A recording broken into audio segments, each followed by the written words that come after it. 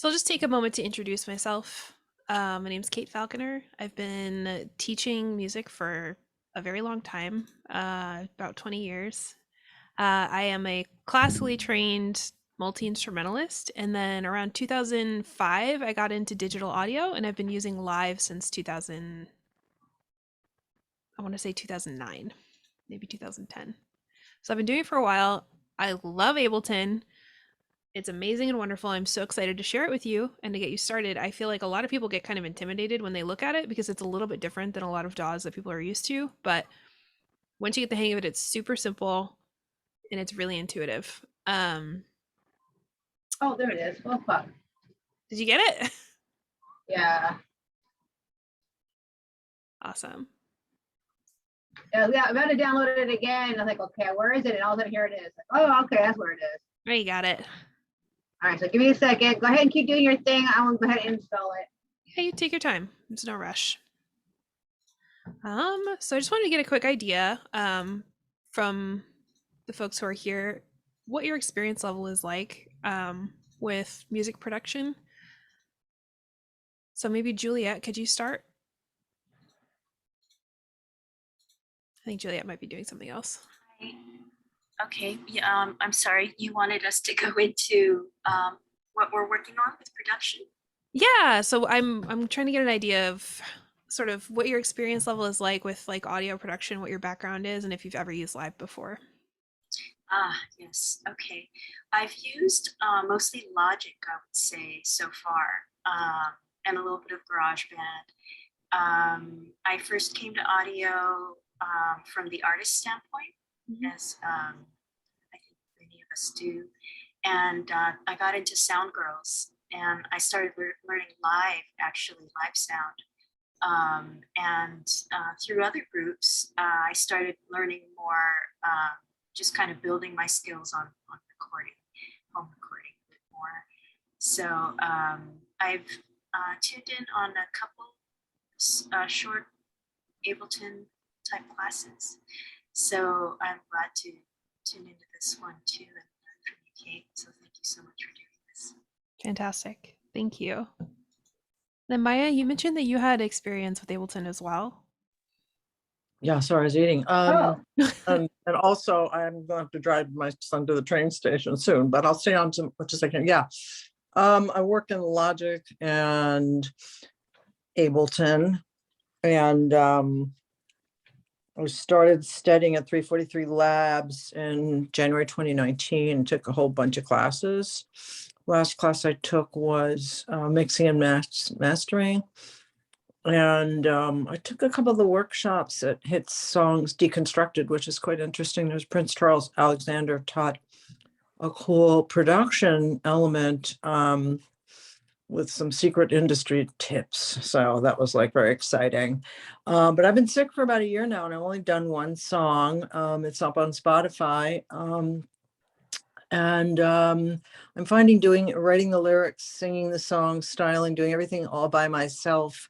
And it's on the verge of experimental is so much work, partly because I am somewhat prolific. And so I'm finding I can't really handle it. It's too much. I also work. So I just found someone, we're going to do a test mix. He mixed a song for a friend of mine. So I'm going to see if I can do up to where I feel like I want to not be mixing anymore and let him do the rest. So that's kind of where I'm at right now. Cool.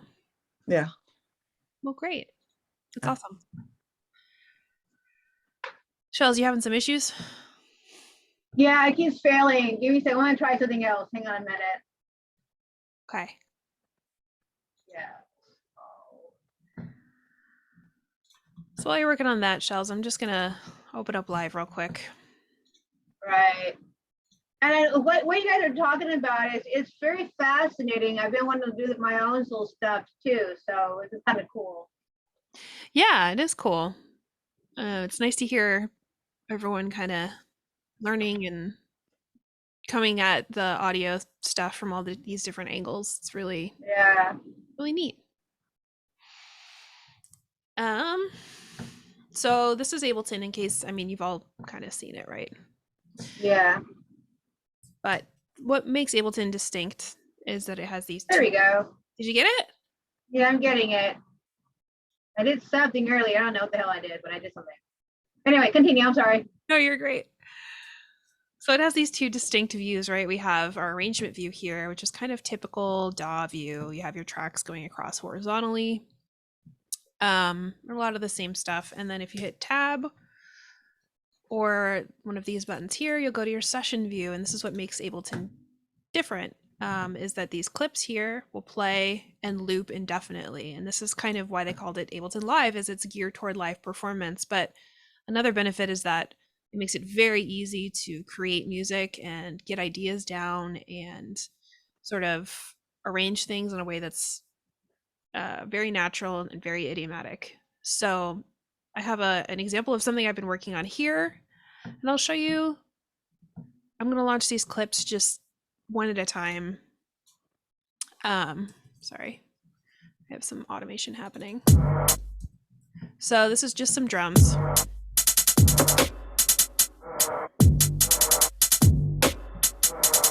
Right? I have that sound, and then there's some, these are all my distinct sounds, my distinct tracks, and my clips, which are MIDI clips here for the most part. So I'm going to start by launching this first scene, which has this one clip in it, and then I can launch this next scene that has two. So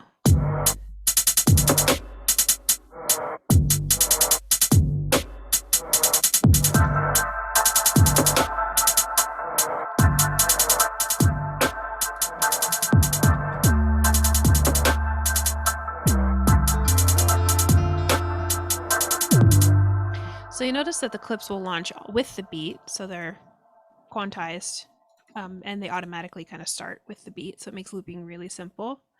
And you can launch your scenes like this. You can set it up so that you can perform live. Also, you can record your scenes into your timeline. So what I just played, I actually have here.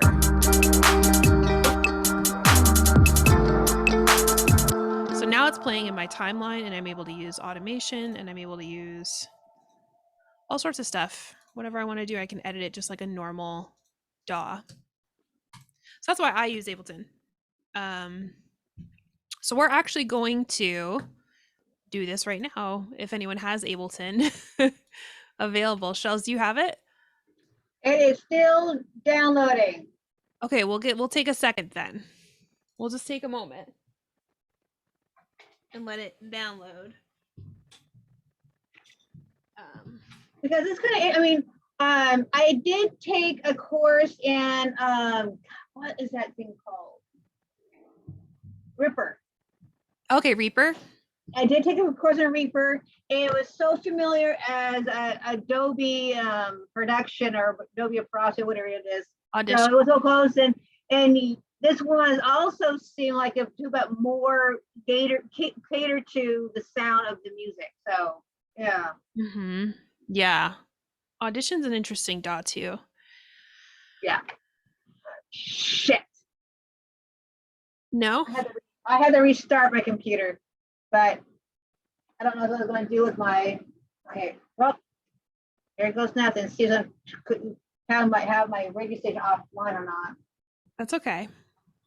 No, I don't want my station offline. I'm being commandeered by my cat anyway.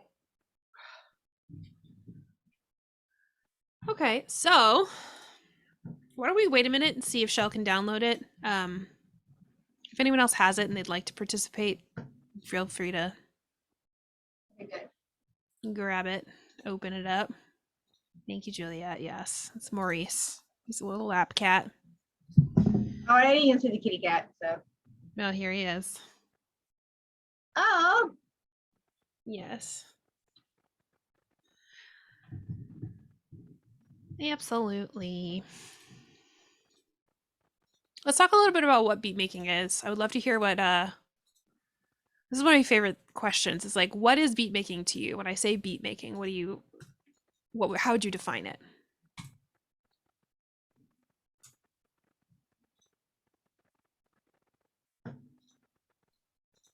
I think of it as like foundational to songs. for some people, beat making is the whole song, especially like instrumental type of beat making without voice. But even with regular, just any kind of pop music, I think beat making is fundamental. To do my album a few years ago, I took a whole year of drum lessons, because I was like, where do I start? I need to learn about rhythm, right? You know, and everything is rhythm, even like riffs and stuff. Mhm. So yeah, that was valuable, I think, to, even though I'm mostly at that point I had half the album to work on my own, and I did 2 covers, 2 originals, but it helped me analyze the covers too, and analyze the rhythms and realize how complex all of the parts were. So yeah, beat making to me is so important to learn. Yeah, that's very helpful. Thank you. And I would kind of agree, like it is foundational, and it's yeah, like you said, for some people it's like for electronic musicians, it's the entire process, right? So, Maya, do you have any ideas about what beat making is? Uh, well, yeah, it's funny. I've never been asked to articulate, but as a former dancer Ah, and a djembe drum player and a former drum player when I was a kid, for me, for me, the music is, I feel everything in my body. And so it's kind of integral. I mean, I grew up within a music family, classical music and experimental electronic music. And that kind of avant-garde music, there was like no beats per se. It wasn't like drums would be timpani or something, but in orchestral music, it doesn't exist, but you can feel it inside. You can still dance to it. There is rhythm, there is tempo. But for me, I personally love rhythm. So, and it's something about being in my body and feeling, it's very it's very physical for me. It's hard to even explain, mhm. and even writing the beats in different ways, different levels of frustration. Like if I draw it in, like that's super frustrating, for example. So yeah, for me, it's just really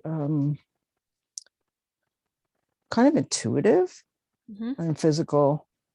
And if it doesn't feel right, it's like certain beat kind of goes with certain song. It kind of evolves, at least for me, as I'm writing it. Mhm. But I almost always start with like the rhythm comes in very, very quickly. I mean, sometimes I hear a melody, but it's pretty much fundamental for me. Right. Fantastic. That's probably a way overwinded No, way of so not at sorry. all. I'm totally embarrassed now. I Don't be. apologize. Absolutely not. Yeah, so for me, well, Shells, how are we doing over there? I'm up. You got it. Yep, I'm up. Woo! Success. Shells, what does beat making mean to you? What does that term mean? I'm into electric techno ever since it came out, so that's where I'm thinking of it. Right. Cool. Um, yeah, to me, the term beat making is really all encompassing. So to me, I think of it from a hip hop lens. I think of it as like making beats for tracks, making beats for Yeah, rap songs, making beats for techno pieces, stuff like that. But it's funny because like beats also sort of like kind of like Maya and Juliet were saying, it's sort of rhythm driven, right? right. So I think coming at it from the perspective of like rhythmically extremely important, but also has kind of come to encompass like just the backing track is your beat, right? Right. So it's more like music making, it's more like composition than it's ever been. Um, so let's make a beat. Let's do it. I'm going to share my screen. So we're gonna follow this process to make just a really simple beat.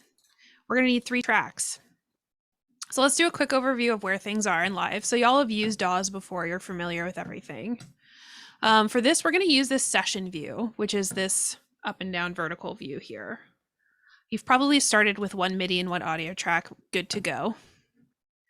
We are gonna need, we're gonna need 3 tracks total. We're gonna need 2 MIDI and 1 audio.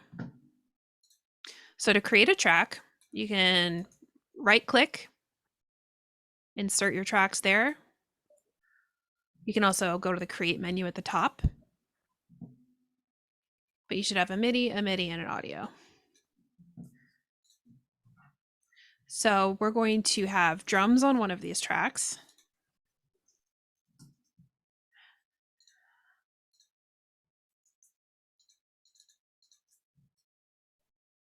And I am using Command R to rename these just because I feel like it. Drums, pad, and then we're going to leave this one as audio. And I believe, Shells, you're the only one following along. So let me know when you are ready or when you feel like you're... Well, the thing is that when I pop it up, I already had like 2 minis and 2 audios already. So fantastic. So you just had to delete one of the audios. Okay. I mean, you can I'll keep... get rid of that. I'll get rid of this one because it's pink hue. Okay, cool. And you could change the colors of all of these as well to suit All you. right, so I got 2 minis and an audio. Okay. 2 midis and an audio. Very good. Okay. So on our first MIDI track, we're going to put some drums, starting with drums. So over here on the left-hand side, you should see this browser. And this is also one thing that's really interesting about Ableton.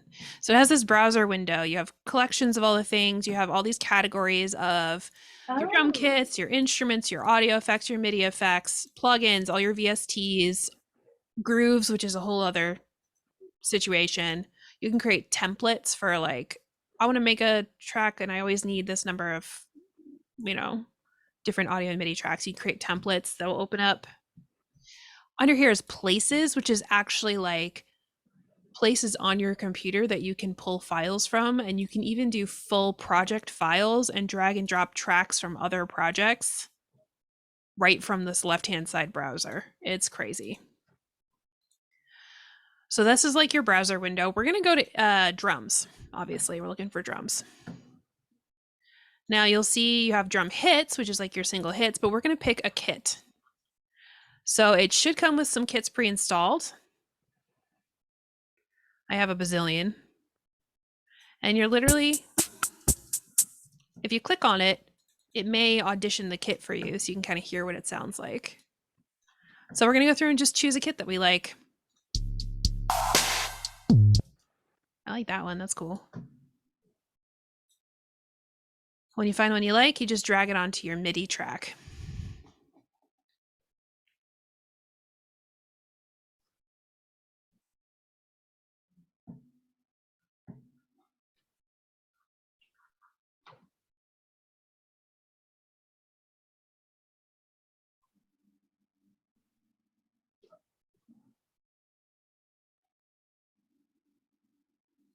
You good? All right. Drum rat. Now, can I hit? Oh, what I just do? Oh, what's that? I know that is. Okay, so what am I doing? We're putting a drum kit onto our drum track. Okay. My apologies. No, you're great.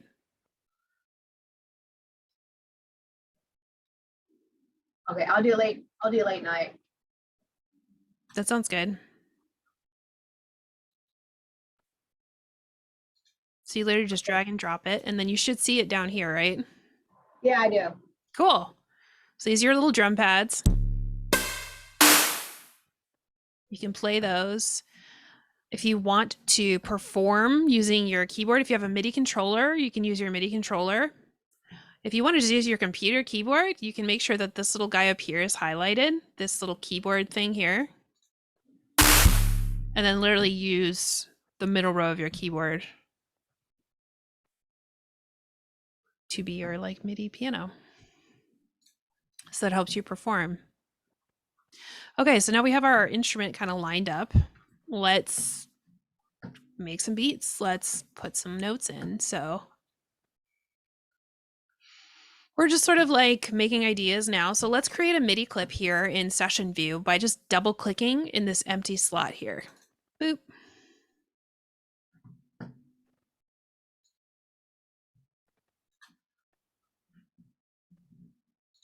So that will automatically create a 1-bar loop. And we're going to just stick with 1-bar loops because we don't need to do more than that for this. So now we have our MIDI grid where we can input our notes. This is our palette of, you know, drum sounds over here. If we want to make sure that we can audition those, this little blue preview button should be blue. And then, right? So from here, we can just write our MIDI beat. So let's talk rhythm for a moment. Let's talk about kicks and snares and hats, because these are the 3 most important elements of your beat. And this is what we're going to focus on today. So y'all are familiar with the types of drums and things. Generally speaking, kick and snare relationships. So what beats, if we have a four beat measure, 1, 2, 3, 4, which beats should the kick go on, generally speaking? Any ideas? No. Nope. Cool. So Shells, if you look here at our MIDI clip, do you see how there's like gray, darker gray, and then lighter gray areas? Yeah. So these are your beats. This is beat 1, beat 2, beat 3, beat 4. So I'll just give you the answer that the kick is going to go on beats 1 and 3. So to create our MIDI note, let's just double click here at the beginning of our first beat, this gray area. And let's do it here on this dark gray area over here. So our 2 dark gray areas should have little kicks going on. Let me know when you feel like you have a handle on that.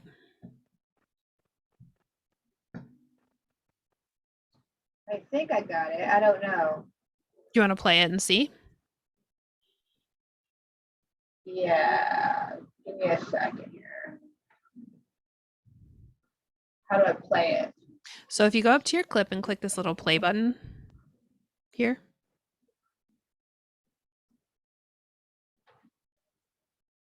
Oh, okay. Mm-hmm. I have no idea what I'm doing here. I'm sorry. Oh, okay, you're good. I'm learning something here.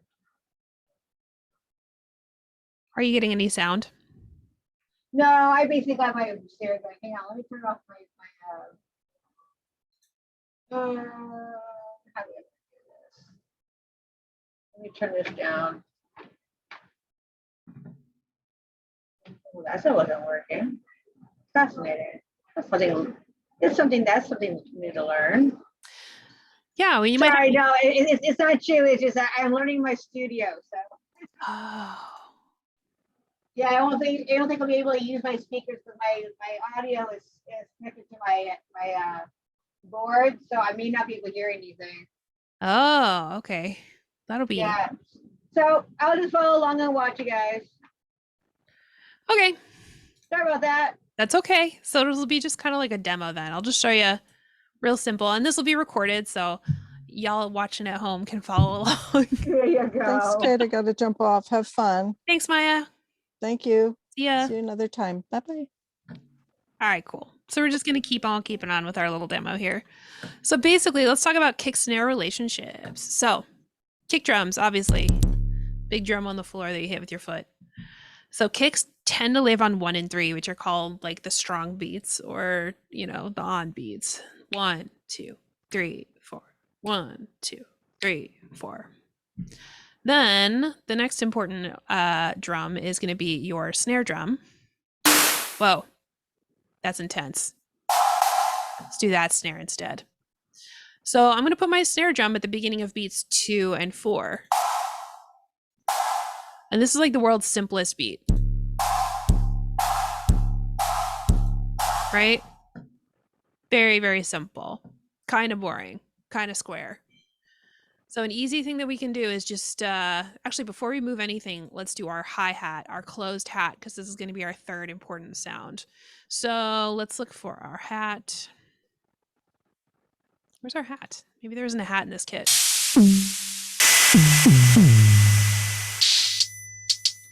Okay, there we go. It's called dynamic pedal for some reason. So our hat is going to be sort of our like beat keeping, time keeping, subdividing, steady force all the way through. So all we're going to do is put a hat on each one of these little subdivided guys. So I'm just double clicking to create notes. You could also use draw mode by clicking this pencil here or hitting B and dragging. But let's listen to this. Sorry. Sounds pretty familiar, right? Again, kind of square. So I'm going to just move this over to the second half of this third beat here and see what that does. Way better. All I did was move one note. So there is a... So the relationship between these three drum sounds is kind of what creates the genre that we're in. It creates the feel that we want. All of that stuff. If I slow down this tempo, totally different feel, right? Oh, You okay? oh yeah, I'm good. You have a question? Or just a cough? Yeah, it's a cough. It's a cough. Yeah. Wow, we're by ourselves almost. I know, right? That's cool. I wanted to include this in the chat. And this isn't specific to live. This is a resource. It's a collection of drum machine patterns. So let me see if I can share my screen so we can talk about these patterns real quick. Oop. So this is a free booklet that's online, but you can find this stuff anywhere. This is an introduction to drum machine patterns and sort of like we were talking about the relationship between these and how it fits into all these different genres of music, breaks, rolls, all sorts of stuff. So patterns included should work with the majority of drum machines or digital audio workstations, which is what Ableton is. It's a DAW. Bring your own BPM and swing. Each grid represents a 16 beat measure. So if you'll notice, it has your dark gray and then your light gray, just like we have in our Ableton clip. Bass drum is on the top in this, snare, and then your hat, essentially your closed hat. So this beat here, it's flipped upside down, but it's the exact beat that we made originally. Oh, except we had some more hi-hats in ours. But here's basic patterns, right? A 1 and 7 and 5 and 13. Boots and cats, boots and cats, boots and cats, right? Mm-hmm. All of these different things. We have all these different break beats. We have, you know, auxiliary, like house music. You can add, this one has 5 different drum sounds in it. So these are things that you can sort of incorporate into your own work. If you're like, man, I really want to make a hip hop beat. I really want to make a beat that sounds like, you know, I want to make a drill beat. I don't know if there is drill in this. It'd be cool if there was. Mm-hmm. It has famous funk and soul, you know, it has the superstition beat. So this is just a neat resource for people to look at. But for now, let's just go back to our beat because we are also killing it and, you know, creating a new pattern that they're going to add to the book someday because we're just that cool. So again, this is like really, really bare bones basic how to make a beat on live. So now I have my like really basic drum stuff happening. There's a couple of things I can do in here that make it sound a little bit better. One thing I'm going to do is sort of, I'm going to mess with my velocities a little bit. So for instance, when you have a closed hat, if you think about how it's hitting, how an actual drummer would be hitting the closed hat. It's going to be like loud, soft, loud, soft, loud, soft. There's going to be some variation in the dynamics. So we can change the dynamics by changing the velocity down here in our velocity lane. So I'm just going to pull down the velocity on every other hi-hat. Oh, okay. Right? Once I've done that, I can just copy and paste it so I don't have to do it for every single one. But let's hear the difference.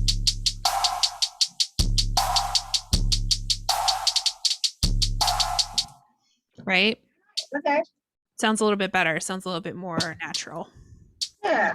Pull it down even further.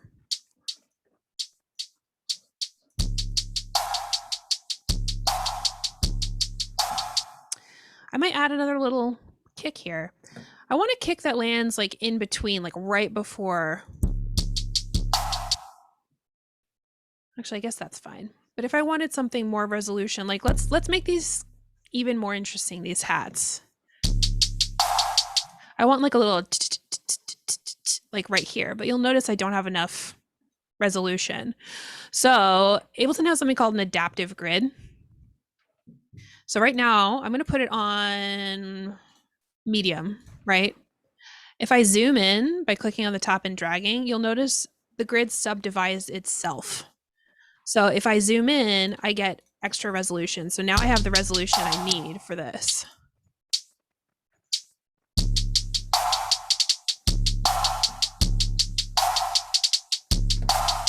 Right? And if I zoom back out, the resolution goes back out again. We can get super, super tiny with our adaptive grid. And I'm actually going to adjust the velocity on that real quick. I'm going to add another kick here, and I'm going to decrease the velocity on that.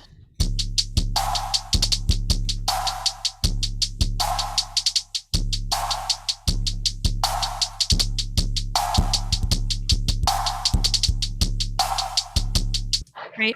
So we're using our velocity to sort of like make it sound a little bit more natural. The other thing I really like about Live, if you go here to your drums, you see this arrow. If we expand that arrow, then we suddenly have access to all of our drum sounds in this view, which is super cool.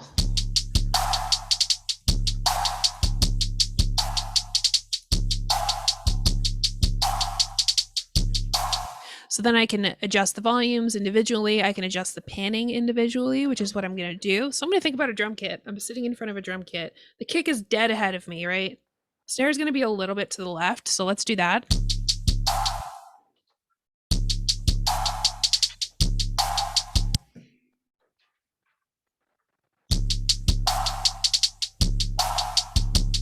And it's subtle. It's very subtle, but it's these things that sort of like create this realism and create this level of detail. All right, so that's our drum track. I think it's pretty good. That sounds awesome, Joey Juice. Thank you.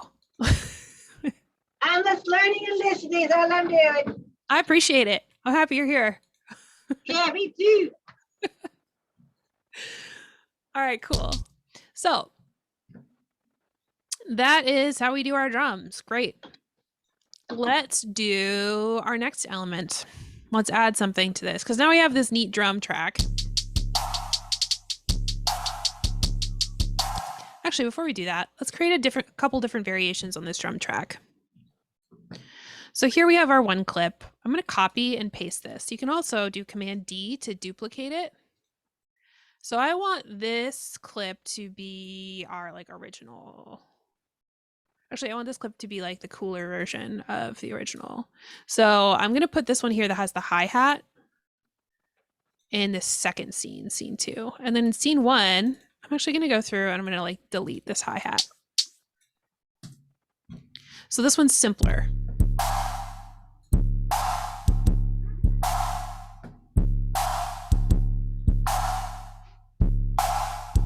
And then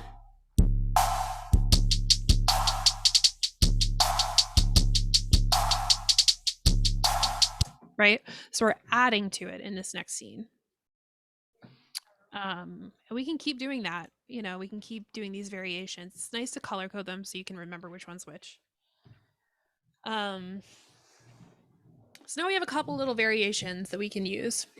Now let's add some melodic content. So without getting too deep into like scales and, you know, chords and things like that, even though Ableton makes it super easy to do that stuff too, for the sake of like ease, let's add a pad. So the synth pad, we're going to go into our instruments here.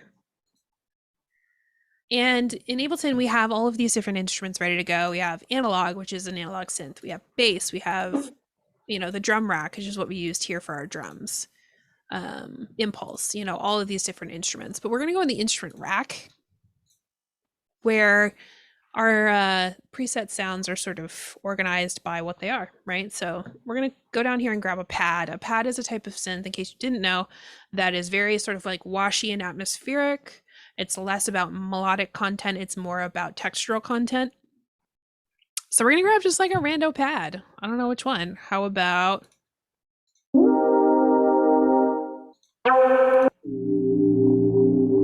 Oh, that's spooky.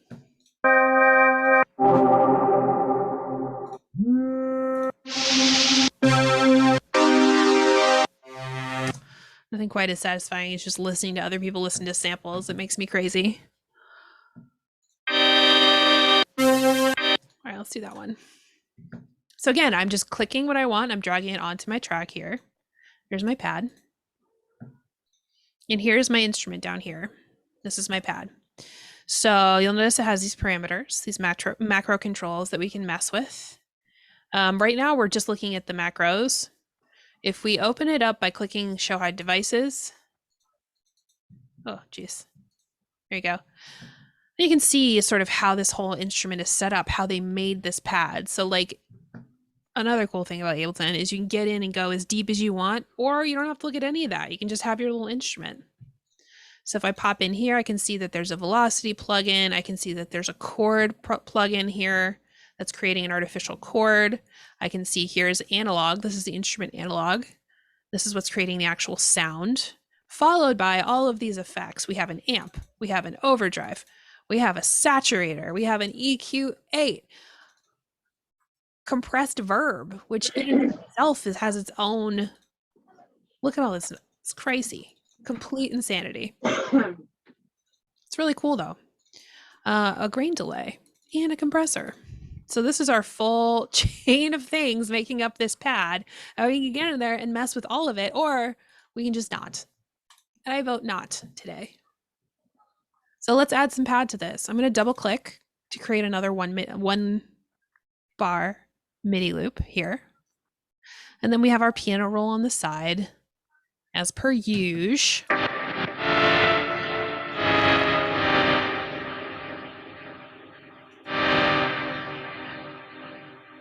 And I'm going to create just one long MIDI note.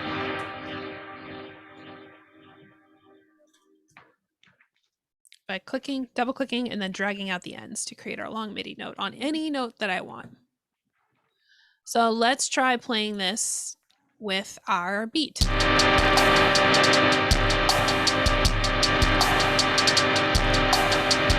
It's kind of intense. Let's see if we can make that a little less intense. Maybe we make the filter a little bit different.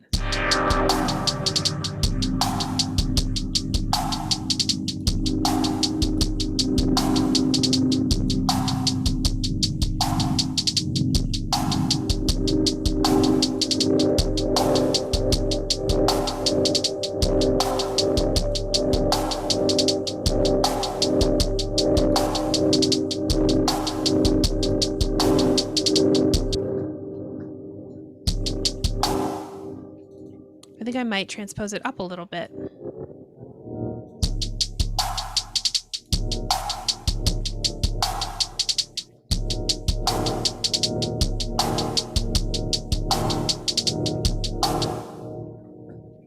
I liked it lower. But I think I will throw an EQ on here actually, because there's some frequencies in there that are kind of bugging me.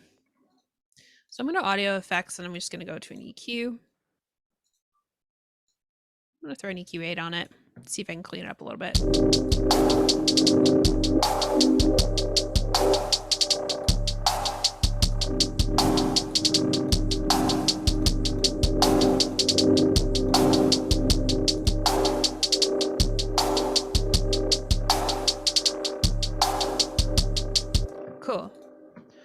So I just threw a little high pass filter on there just to get some of those super low frequencies out of the way because they were a little bit grainy and weird.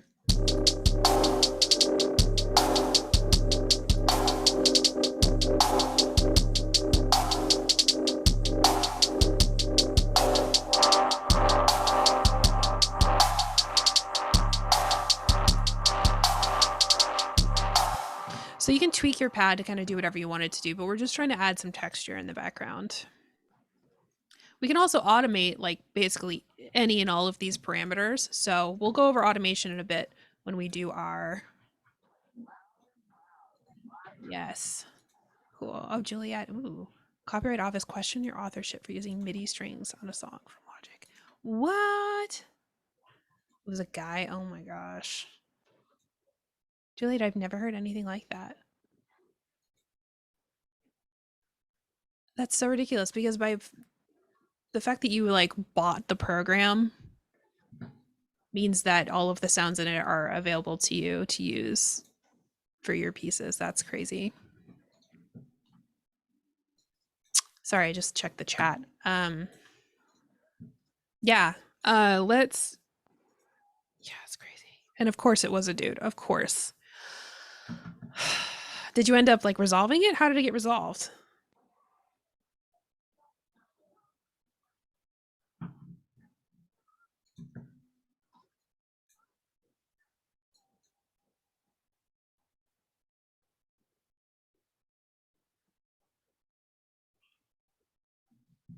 I will wait for your answer.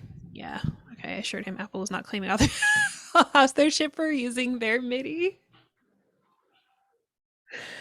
Oh my gosh. That's very funny to me. I'm sorry. It sounds terrible, but it's also kind of hilarious. Huge eye roll moment. Yeah. So don't worry about any of that with live. They will not come for you. That's copyright out. That's fascinating. Okay. Anyway, so now we have our beat and we have some texture. Let's add another element. Let's add, we could add melodic stuff if we want to, but again, just for ease of like, this is how we make a beat in like 2 seconds. We're just going to record something. We're going to record audio. Then he questioned if my mixer was, and if anyone else did anything and wanted to give them shared authorship. Oh my God.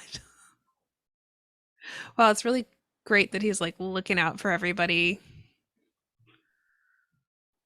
I had in writing my mixer was not claiming authorship. Oh my gosh. So he's just like deliberately trying to take points away from you? Like why did he just not want you to like have your publishing or have your master points? That's fascinating. I'm gonna record audio about this.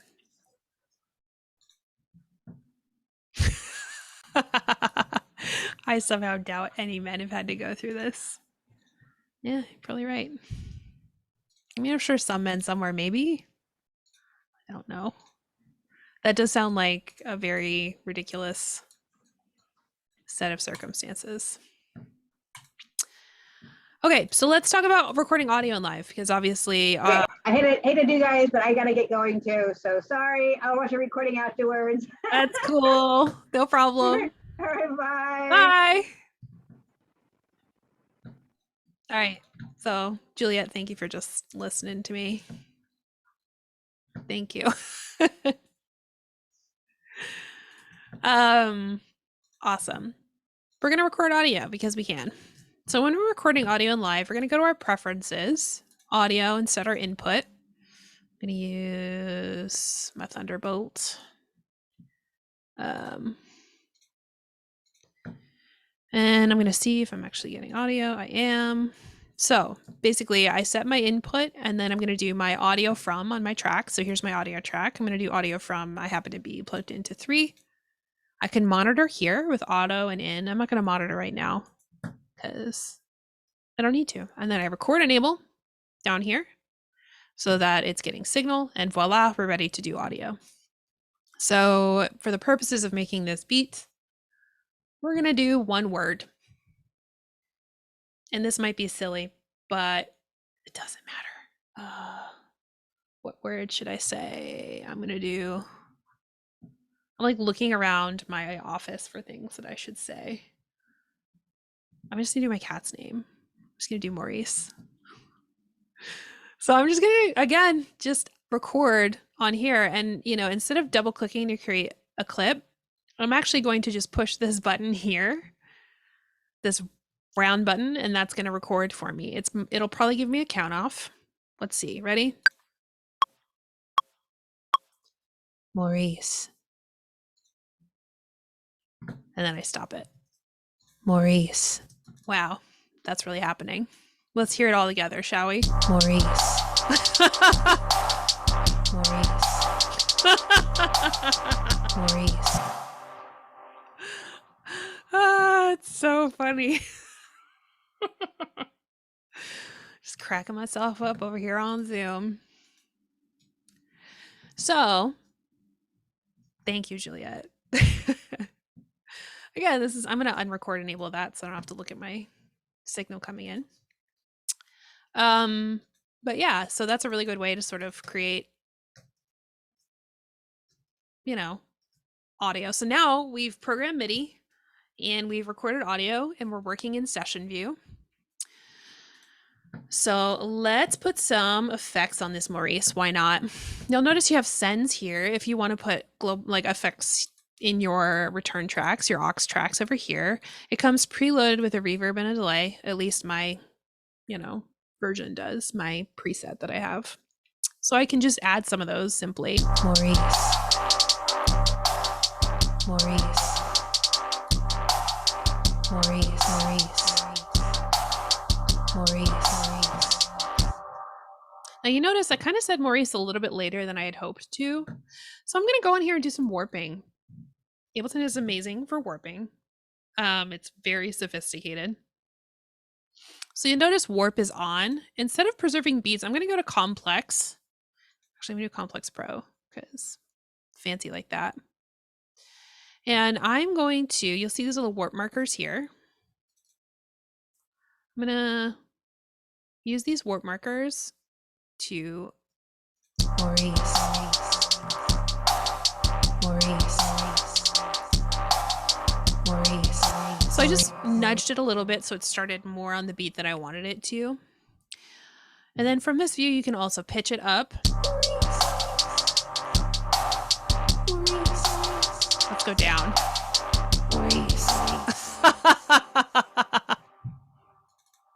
Sorry, it's so ridiculous.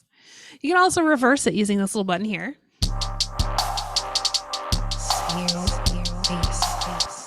Ooh-wee. You can increase the BPM, you can decrease the BPM, you can do all sorts of stuff. It also has this interesting little envelope clip view here. So this is our envelope that goes along with our audio clip. So right now it's set to transposition, which is perfect. So let's see what happens if we lower it over time. Maurice. Maurice. Maurice. Maurice. Suddenly it's percussive. Boo! Right? Now it's an 808.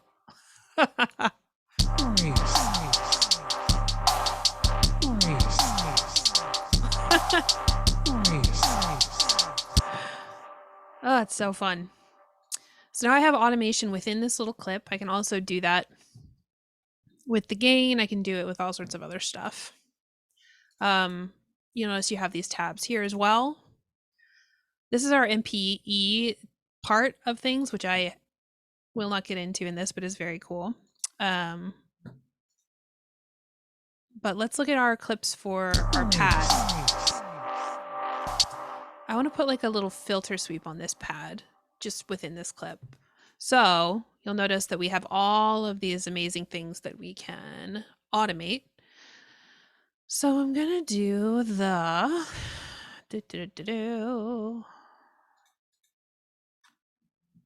no, I don't want MIDI control. Neutron fog. So I'm clicking, that's the name of this pad, right? Neutron fog. I want this LFO filter cutoff to be the thing that I automate. So I'm going to go back to my clip. I'm going to select neutron fog, and then these are all the parameters that I can automate. So I'm going to do the filter cutoff. And I'm going to make the filter go up a little bit.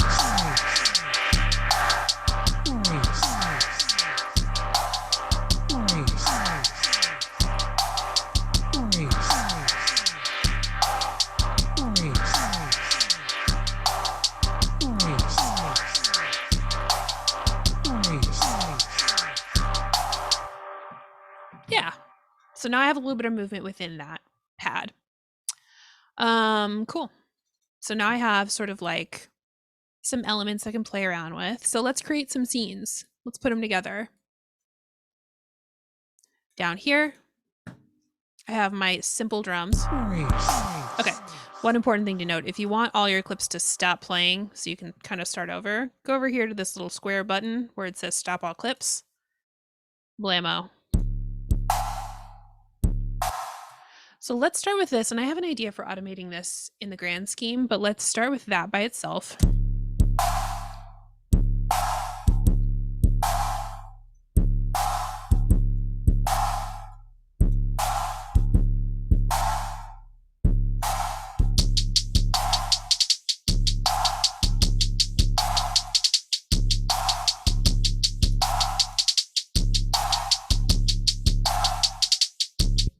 Okay, so now I want that to keep going, but I want my pad to come in.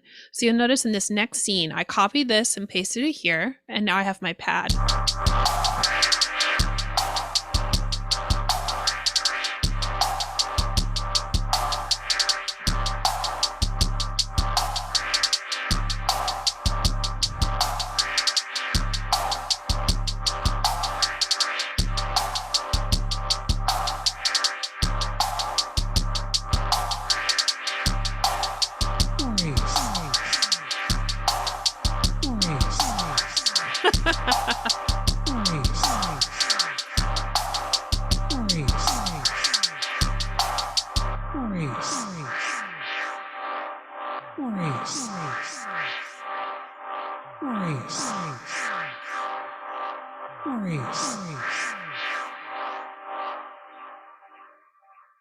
So I just performed that whole song essentially. Now you'll notice there's nothing here in my timeline because I didn't record it to my timeline. So that's one thing I can do now. If I'm like, cool, I have my arrangement the way I want it. Like I know I have a cat looking at me like, what's going on?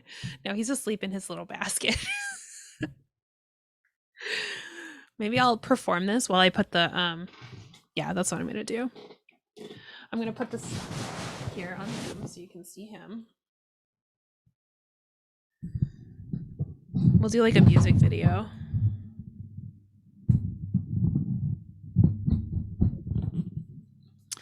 So, oh, there he is. So now I'm going to record, I'm going to record my scenes to my timeline by pressing this button here, the record arrangement record button.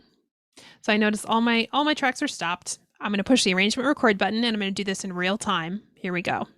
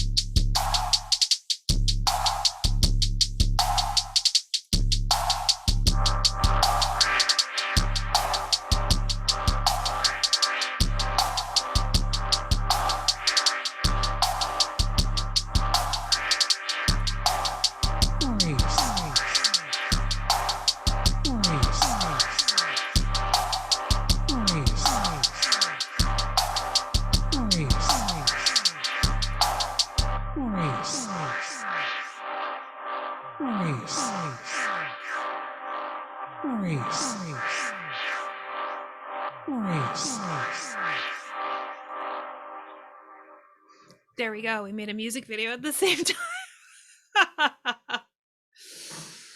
Oh dear. That's what happens when I don't have an audience. I'm left to my own devices. Pure tomfoolery. Okay. Yeah, he just slept through all of that. Great. So now my mouse has stopped working. So that's pretty cool. Is it out of battery? Yeah. So I'm gonna plug my mouse in really quick. And that's something that you should also do if your mouse runs out of battery, is plug it in. Here we go.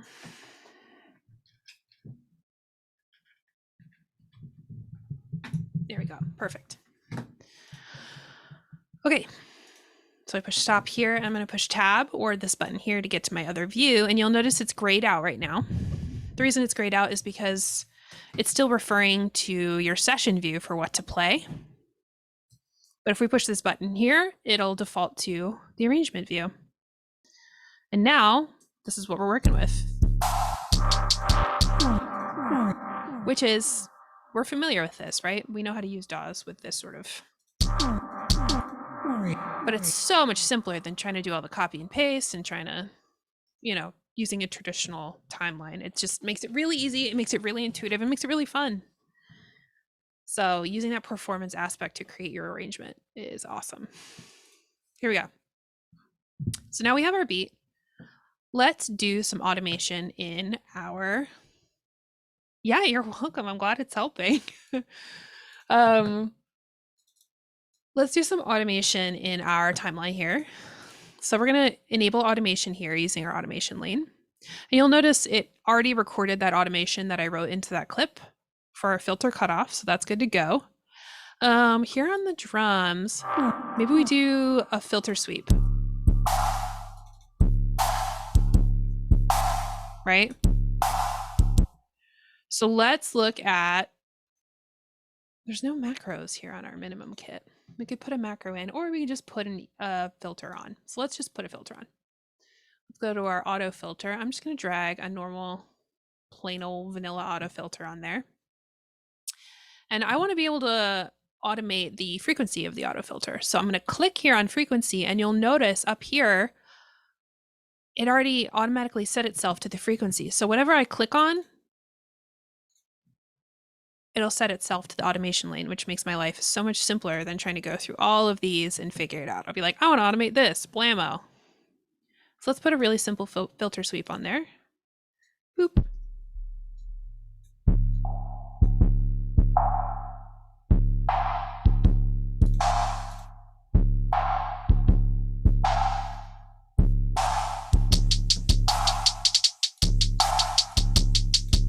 Right?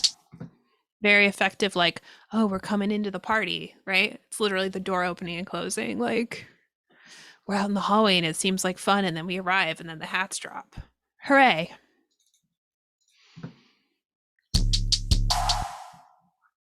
Yeah, adjusting it over time. Automation is the best.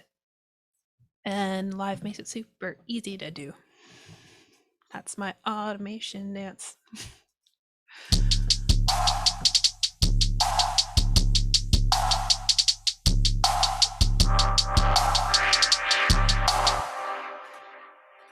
No, it's called automation. I'll put that in the chat.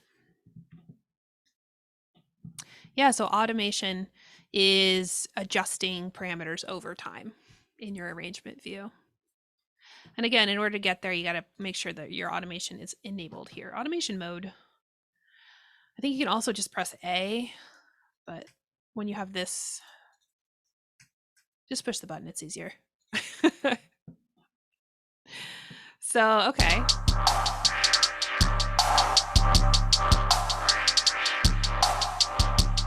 I want to get that pad out of the middle there. I actually want to make that pad go from side to side. I think that'd be fun. So I want to mess with the stereo image of that pad. So here I am in my chain for this pad. I can do it from here too. We have our instrument and we have our little EQ, our high pass filter. Let's throw a ping pong on it. Or let's throw a auto pan maybe. Where would that be? Is it a modulator? No. Here we go, auto pan. They reorganized all of these folders here And fun tip for anybody who's watching who uses Ableton and is like, why? Why have you done this? Right click, group and folder, and it'll go back the way it was. But I had it the other way just for helping people. So here's our auto pan.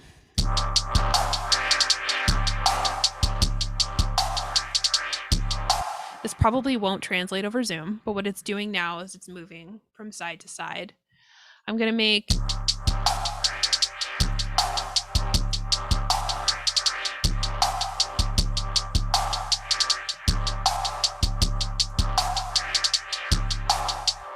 So I'm going to adjust my parameters here so that it's moving kind of slowly side to side, but it's giving me that sort of like wave in the ocean feel. I'm going to keep that on. And then oh,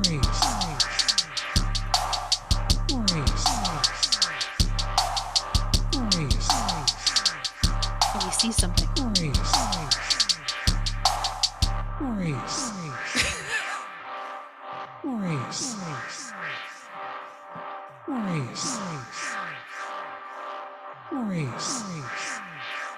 He said he caught on. He heard his name. So let's do a quick fade at the end, right? Because who doesn't love a good fade? So we can automate our master track as well. If we go to our master and we do track volume, that is the simplest way to do a fade because it applies to everything on the track, right?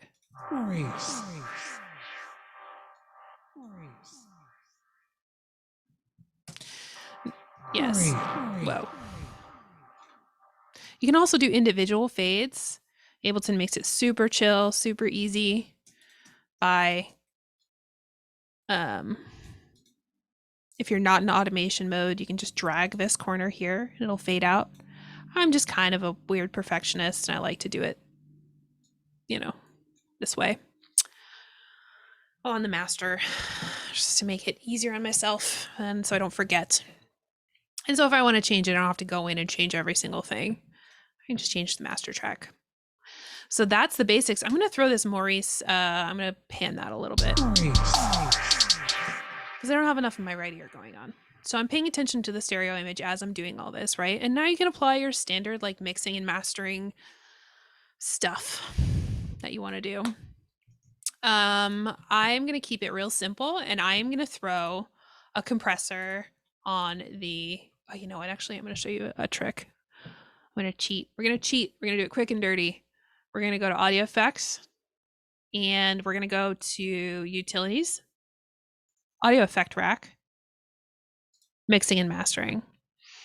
You'll notice down here, they have all of these amazing presets of these channel like chains, these audio effect racks full of goodies. So all of these ones that are called master, I like to just throw a softening on there. Sometimes I'll throw a glue on there. So let me A/B this for you here.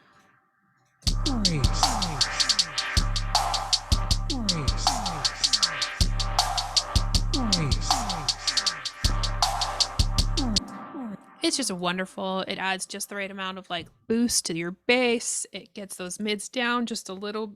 I mean, the mids are pretty much the same, but it boosts your highs and your bass just a tad, put some compression on there, has some EQ, like it's very gentle, it's very chill, but it has a little limiter. It's just like a little cheat to make everything sound a little more put together. So that's kind of a thing I do if I'm just quick and dirty. Oh my God, Eve's here. Hello, Eve. Welcome.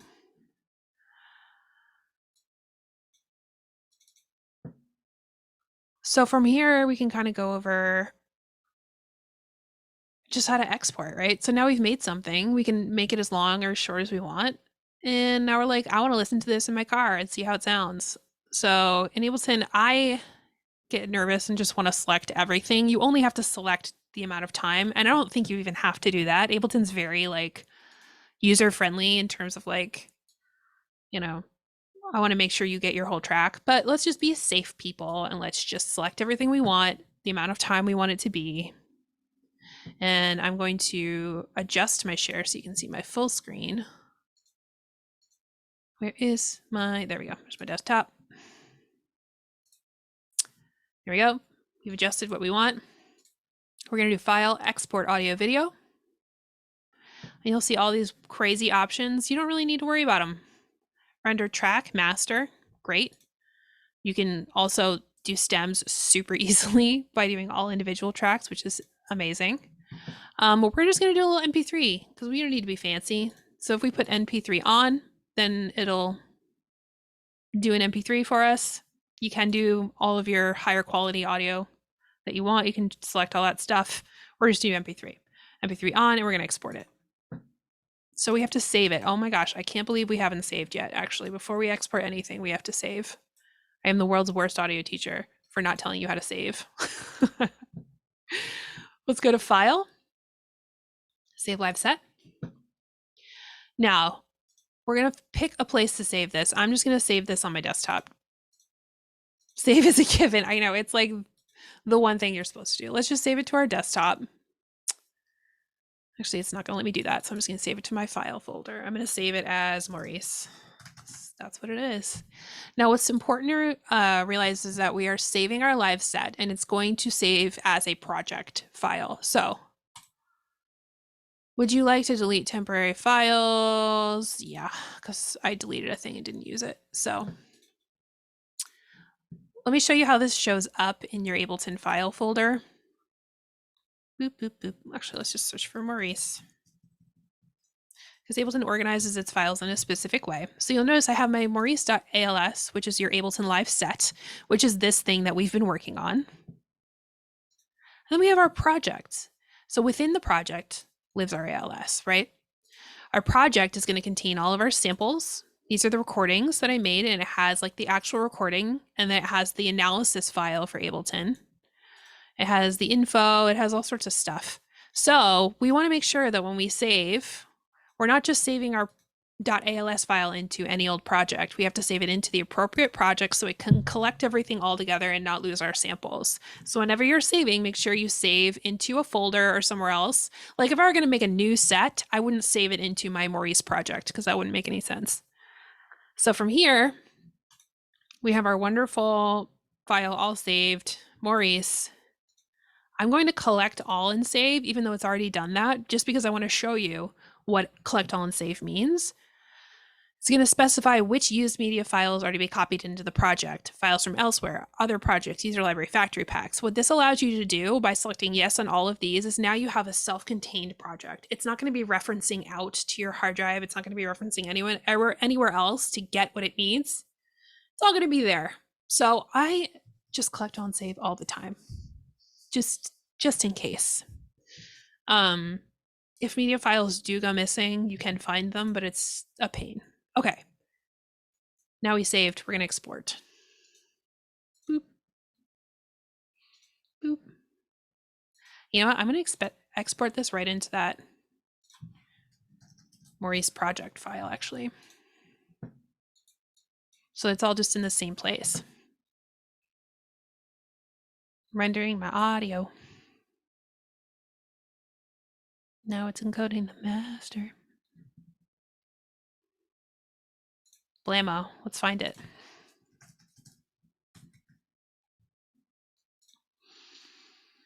Maurice.mp3.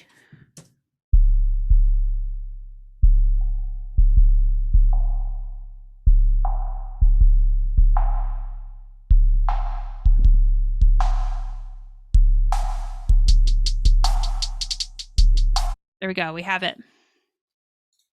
And that, my friends, is how you make a beat in Ableton. That's all I got for you. Does anybody have any questions?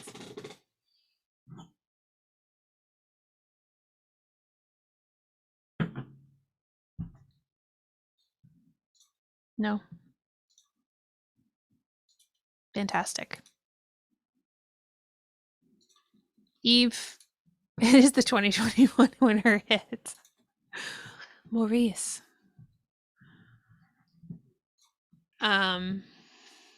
Yes, very good. So Eve, I'm sorry you popped in sort of toward the end here, but do you have any questions or anything? Any thoughts?